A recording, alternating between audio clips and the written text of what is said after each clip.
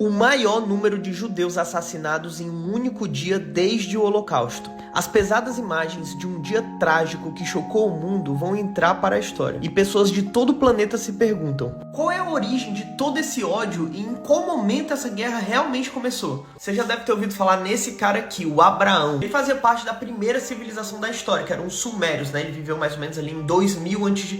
E de acordo com a sua crença, o próprio Deus prometeu a ele e aos seus descendentes, os chamados hebreus, uma terra prometida chamada Canaã, hoje conhecida como Israel. Nos séculos seguintes, o povo hebreu teve anos bem turbulentos, né? Eles foram escravizados no Egito, que teve até o Moisés libertando todo mundo, abrindo o Mar Vermelho. E a terra dos hebreus, Israel, Canaã, foi invadida por assírios, por babilônicos, por gregos de Alexandre o Grande e depois o Império Romano. Foram inclusive os romanos que destruíram o segundo templo de Salomão, que era um dos descendentes de Abraão. O que sobrou desse templo hoje é chamado de Muro das Lamentações, que é um lugar sagrado em Jerusalém para os judeus. Com esses romanos tocando terror aqui em Canaã, Israel, agora chamada de Judéia, os judeus começam a fugir para várias partes do mundo, né? A chamada diáspora judaica. Eles vão vir muito aqui pro lado da Europa, começam a prosperar por lá e só vão sair de lá quase 2000 anos depois, quando um cara de bigode aparecer e criar um dos episódios mais trágicos da história desse povo. Só que quando eles saíram de Israel, lá em 70 depois de Cristo, outros povos passaram a ocupar aqui. Dentre eles, persas e árabes. O povo árabe era descendente de outro filho também do Abraão, chamado Ismael.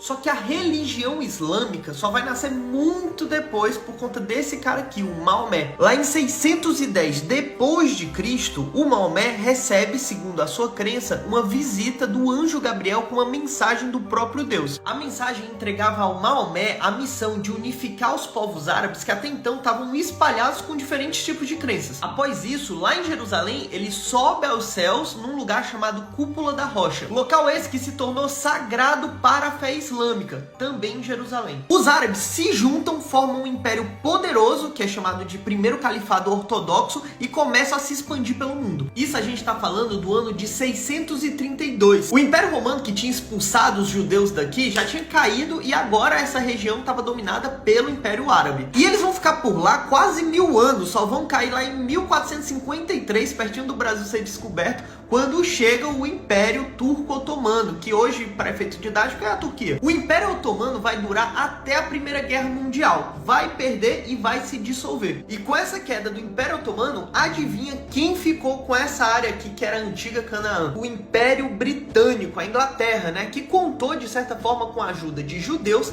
e árabes para ganhar a guerra. Nesse momento, lá em 1917, na Europa estava crescendo vários movimentos anti-judeus, né, antissemita, e a Inglaterra deu um importante passo assinando a chamada Declaração de Balfour, que apoiava a criação de um lar nacional judeu na região da Palestina. Então, nas décadas seguintes, milhares de judeus, inclusive fugindo depois do Holocausto da Segunda Guerra, começam a voltar para a Terra Santa, que nesse momento estava ocupada por árabes. Ao final da Segunda Guerra, lá em 1945, o mundo descobre que pelo menos 6 milhões de judeus morreram em campos de concentração. Ficou mais claro do que nunca a importância da existência de um Estado judeu, e a Inglaterra, que saiu completamente quebrada da Segunda Guerra, entrega a administração da Palestina para a recém-criado Liga das Nações, que atualmente é a ONU. E aqui, a tensão entre os dois povos começa a se elevar, uma vez que é uma terra sagrada para as duas religiões. Então a ONU propôs um plano para dividir entre Estado árabe e judeu, deixando Jerusalém num regime especial. Os judeus toparam, mas os palestinos não estavam dispostos a ceder um território que eles estavam há tanto tempo. Então, em 1948, esse judeu aqui, o David Ben-Gurion, proclama a criação do Estado de Israel, despertando a ira de 5 países árabes vizinhos que no dia seguinte à sua criação declararam guerra contra o Estado de Israel. Após um ano de guerra, Israel vence o conflito e mais de 750 palestinos se tornam refugiados, ficam sem um país. Hoje estima-se que são 5 milhões de refugiados, filhos e netos desses 750 mil. E aí imagina o ódio que esses caras crescem alimentando há gerações. Essa data do êxodo palestino é chamada de Nakba, que significa destruição, catástrofe, e é marcada exatamente no dia da criação do Estado de Israel. Esse foi apenas o primeiro de uma série de conflitos sangrentos que já duram mais de 70 anos. Óbvio que isso é apenas um resumo. Essa é uma situação extremamente complexa que, infelizmente, hoje, assim como tudo, tem sido tratado como briga de ideologia política. Mas é uma triste história de dois povos que lá atrás só buscavam o que eu e você buscamos todos os dias: